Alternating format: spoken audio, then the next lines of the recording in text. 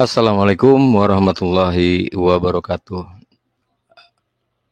Konten saya kali ini terkait dengan Pastor Sarah ya. Jadi ada sesuatu yang memang harus saya sampaikan di sini, terus untuk saya pribadi dan juga buat rekan-rekan Muslim lainnya. Saya coba akan putarkan dulu ya sedikit dari obrolan Ko Julius HMC kepada Pastor Sarah. Saya sendirian. Nah, terus saya langsung tersungkur aja, nggak tahu apa, langsung ditarik mau dihajar gitu. Sampai saya bersimpuh di tanah. Saya bilang, kasihani saya gitu. Tolong kasihani saya, lepaskan saya. Dia itu benar-benar mau bunuh saya banget gitu. Saya sampai mau pegang kakinya ya, untuk memohon belas kasihan gitu. Itu ada banyak juga polisi, tapi polisinya diam, hanya menonton saja. Banyak orang yang melihat saya mau dipukuli, dihajar, dibunuh, tapi Ya, di sini kita dengarkan tadi ya sedikit ya, bahwa Pastor Sarah ini bercerita banyak ya. Memang terlalu panjang durasinya, jadi kita ambil poinnya saja. Banyak yang sudah menyaksikan di channelnya Ko Julius ya, bahwasanya ada beberapa kali Pastor Sarah itu hadir, ya, diundang oleh Ko Julius untuk bercerita tentang terkait kasus si Pastor Sarah ini yang dilaporkan oleh Pastor Joshua Tewu. Nah, terlepas dari kasus yang Pastor Sarah hadapi atas laporan yang dilayangkan oleh Pastor Joshua Tewu, kita harusnya tidak ikut terlalu dalam. Apalagi saat ini sangat terlihat jelas bahwa Pastor Sarah merasa nyaman curhat di tengah-tengah umat Islam, ya khususnya kaum Muslim. Saya di sini hanya ingin menyampaikan dan mengingatkan kepada saya pribadi, khususnya di mana hal ini juga saya sampaikan kepada rekan-rekan semua, bahwa semua ini jangan lupa siapa sosok Pastor Sarah ini. Coba kita perhatikan, kita lihat konten-kontennya sebelum tersandung masalah. Hampir semua kontennya menista dan menghujat Allah Subhanahu wa taala, Al-Qur'an dan Nabi besar Muhammad sallallahu alaihi wasallam. Apakah orang seperti ini layak untuk diberi simpati dan dihargai? Saya kira tidak. Karena saat dia terpojok seperti ini, dia mencari tempat bernaung, tempat berlindung, apalagi sampai ada yang memberikan pembelaan terhadap dia. Jangan sampai salah kita menyikapinya. Kita kaum muslim melihat konten-konten dia yang menistakan agama kita, kok mau kita bela? Jadi saya teringat kata-kata dari Profesor Egy Sujana ya saat di persidangan Jenderal Napoleon Bonaparte yang menghadirkan saksi korban, yaitu si Kosman Pengkor itu ya. Apa kata beliau? Apakah pantas kita menghargai orang yang telah menistakan agama kita Islam, Tuhan kita, Allah kita Subhanahu wa taala dan Nabi Muhammad sallallahu alaihi wasallam? Itu yang harus kita ingat. Dia itu seorang penghujat, penista agama kita. Ngapain kita bersimpati kepada dia? Ngapain kita menghargai dia? Walaupun dalam sisi kemanusiaan benar, dia apalagi seorang wanita yang katanya dalam tanda kutip ya, itu ada percobaan pemerkosaan dari Pastor Joshua Tewu. Tapi kita jangan sampai ikut terlalu dalam. Dia dengan kasusnya itu kita hadapi dengan saat dia menghujat agama kita. Kita harus selalu ingat itu. Selagi Pastor Sarah tidak meminta maaf secara terbuka kepada umat Islam semua, seluruhan, dan menghapus konten-konten hujatan dan penistaannya, saya pribadi tidak akan merasa iba dan bersimpati kepadanya, yang notabene seorang penghujat. Biarkan Pastor Sarah menjalani permasalahannya sendiri, kita hanya sebagai penonton, karena disinilah kita bisa menyaksikan kebobrokan para pastor atau para pendeta dalam kekristenan, apa yang telah disampaikan oleh pendeta HTD, very clear ya. Dan ada yang kita petik dari ini semua, ada hikmah atau ibroh yang kita dapat atau yang dapat kita ambil dalam kasus dan situasi yang saat ini dihadapi oleh Pastor Sarah. Apa itu? Yaitu bahwa saat ini Pastor Sarah tidak bisa menyempatkan diri untuk membuat konten hujatan kepada Islam. Nah, apalagi sampai dia terpenjara, alhamdulillah, otomatis sudah berkurang satu, ya minimal berkurang satu orang penghujat. Semoga saja penghujat-penghujat yang lain berpikir lagi dengan melihat adanya kasus Pastor Sarah ini, semoga saja mereka tidak lagi membuat konten-konten hujatan kepada Islam.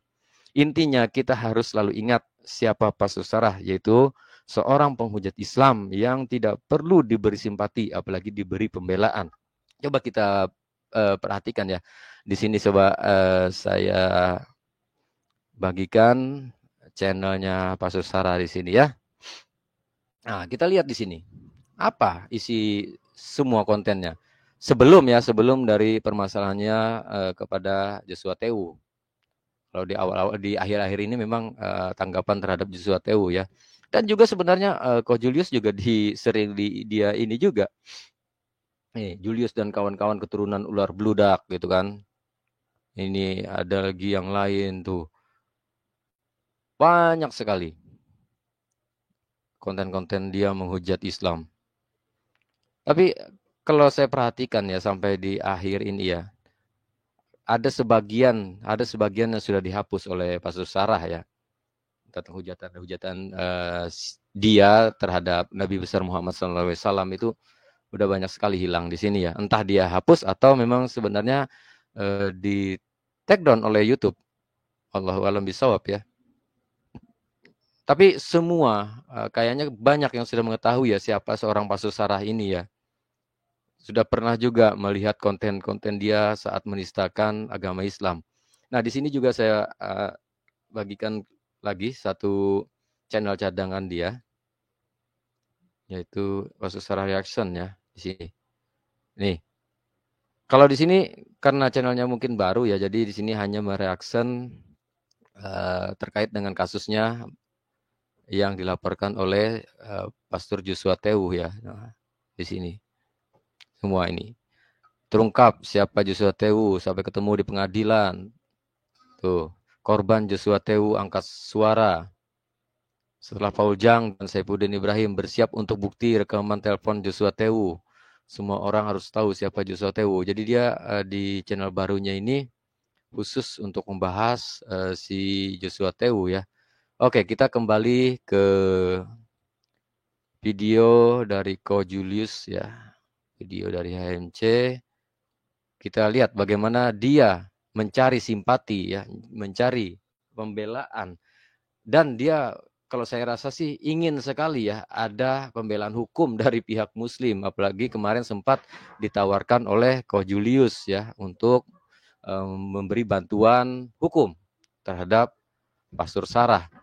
Tapi kalau kita pandang ini semua, alangkah bijak ya, alangkah baiknya kita sebagai umat Islam ya memandang seorang Pastor Sarah ini bukan hanya dari sisi kemanusiaan, sebagai dia seorang wanita yang merasa dia ada percobaan pemerkosaan dari Joshua Tewu.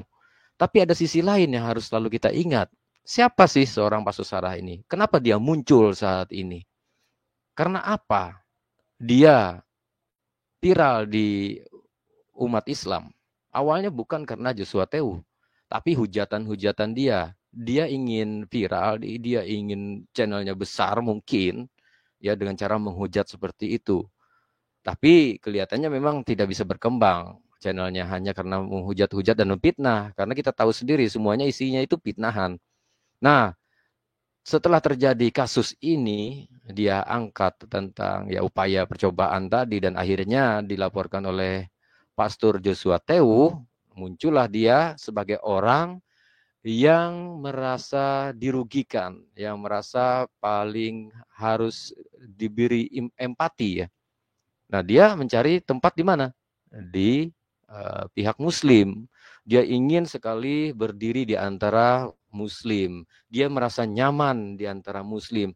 Dan yang saya takutkan ada mungkin sebagian umat Islam yang terpengaruh dengan tipu daya dia, dengan bahasa dia yang begitu santunnya saat di channel-channel Muslim ya, apalagi terutama di channel Ko Julius, berbanding terbalik saat dia live sendiri, dia bikin konten sendiri, bagaimana cara bicaranya, terkhusus saat dia menghujat Islam. Jangankan untuk menghujat Islam ya, untuk merespon sesama pastor ya, untuk merespon kekristenan sendiri pun dia menggunakan kata-kata yang tidak pantas, apalagi sesuatu yang dia benci seperti agama Islam, pasti akan lebih parah lagi. Nah, berbanding terbalik saat dia menceritakan kronologi, menceritakan bagaimana keadaan dia sekarang saat bersama Ko Julius di sini ya. Kita coba dengarkan. Semua orang itu hanya menonton saja. Tapi saya melihat ada ini 3 orang, 2 laki-laki, 1 perempuan dalam mimpi saya yang mau pukulin saya, yang paling beringat. Ya, coba kita perhatikan. Ada nggak kata-kata yang kasar keluar? Seperti layaknya seperti biasanya saat dia membuat konten hujatannya. Nggak ada. Itulah dia memang mencari hati, mencari simpati dari pihak Muslim dengan berbahasa yang santun ya. Berbanding terbalik sih sebenarnya, dia ini ular beludaknya sesungguhnya. Sangat berbahaya loh kalau kita sampai termakan ya dengan kata-kata manisnya. Jangan sampai, kita akan selalu ingat. Saya ingatkan sekali lagi untuk saya pribadi dan juga rekan-rekan Muslim lainnya ya. Jangan lupakan apa yang telah dikatakan oleh Prof. Egy Sujana ya. Jangan sampai kita lupakan dia ini, karena dia ini sebagai penghujat layak seperti ya disandingkan seperti KC sebenarnya. Apa yang dikatakan oleh Prof. Egy Sujana tadi? Apakah pantas kita menghargai orang yang telah menistakan agama kita, Islam, Tuhan kita, Allah Subhanahu wa taala, dan Nabi Muhammad SAW? Itu. Dia ini penista agama Islam. Tidak layak untuk dihargai, pun tidak layak sebenarnya. Menghargai orang yang menistakan agama kita, menistakan nabi besar kita, menistakan Tuhan kita, Allah Subhanahu wa taala. Layakkah orang seperti ini dihargai? Nanti dia setelah selesai kasus ini, entah itu damai atau dia setelah menjalani hukuman, dia akan kembali lagi sebagai seorang penista. Kalau saya sih berkeinginan ya, entah nanti proses hukumnya seperti apa ya, saya berharap dia ini terpenjara. Ya di awal tadi saya sudah katakan bahwa minimal 1 orang penghujat hilang dari per-YouTubean. Dia tidak bisa lagi membuat konten penistaan. Dan sesungguhnya saya berkeinginan ada yang melaporkan Pastor Sarah ini agar terjerat hukum. Layak seperti KC juga. Agar jadi menjadikan efek jera bagi yang lain ya. Karena saya lihat dari kasus KC sendiri pun masih belum menjadi efek jera bagi yang lain. Malahan kelihatannya makin menggila, makin menjadi-jadi. Oke, kita coba putarkan sedikit lagi ya. Dan perempuan dan ini suami istri gitu ya. Awalnya gitu, Julius. Jadi mimpi saya gitu, terus waktu saya mau coba untuk kakinya nggak bisa, sampai saya kayak ngesot gitu ya. Saya terus teriak, muka saya terus di tanah, saya bilang kasihani saya, ampuni saya, kasihani saya gitu. Terus saya nggak dapetin apa kok tiba-tiba kayak hening gitu, padahal dia udah marah, matanya kayak setan gitu ya. Terus saya angkat muka saya ngelihat nggak ada siapa-siapa gitu. Pada semua berkaburan, kemana gitu, kenapa, ada apa gitu. Karena kan seseorang atau sesuatu yang menyelamatkan saya tapi nggak kelihatan gitu. Sampai membuat mereka pergi. Nah, bangun itu saya udah nggak tenang, saya berdoa, saya sempat live streaming juga ya untuk penyembahan. Itu Anda berdoa pada yang salah udah sih. Saya jadwalkan harusnya pagi itu, tapi akhirnya mundur karena saya mendapatkan notifikasi gitu dari akun yang saya bilang memplagiat nama saya itu. Sekarang namanya jadi ganti Pastor Sarah ya. Nah, komen-komen. Oke, saya rasa cukup ya. apa yang telah kita dengar dan juga sebenarnya sudah sering ditonton juga di kontennya Ko Julius ya. Saat Pastor Sarah memberikan cerita dia, curhatan dia, ya, kenestapaan dia. Tapi saya di sini hanya ingin sekali lagi ya, hanya ingin menyampaikan dan mengingatkan kepada saya pribadi dan rekan-rekan muslim semua. Jangan lupakan sosok Pastor Sarah ini. Lihat konten-kontennya sebelum tersandung masalah. Hampir semua kontennya menista dan menghujat Allah Subhanahu wa taala, Al-Qur'an dan Nabi besar Muhammad sallallahu alaihi wasallam. Apakah orang seperti ini layak dan pantas untuk diberi simpati dan dihargai apalagi dibela? Entah itu secara moral maupun secara hukum, ya. Selagi Pastor Sarah tidak meminta maaf secara terbuka dan menghapus konten-konten hujatan dan penistaannya, saya pribadi tidak akan merasa iba dan bersimpati kepadanya yang notabene seorang penghujat. Nah, jadi saya kembalikan kepada rekan-rekan muslim lainnya bagaimana cara menyikapi seorang Pastor Sarah ini. Mungkin itu saja yang bisa saya sampaikan untuk konten kali ini. Saya akhiri, mohon maaf bila ada salah-salah kata saya di sini. Wabillahi taufik wal hidayah. Wassalamualaikum warahmatullahi wabarakatuh.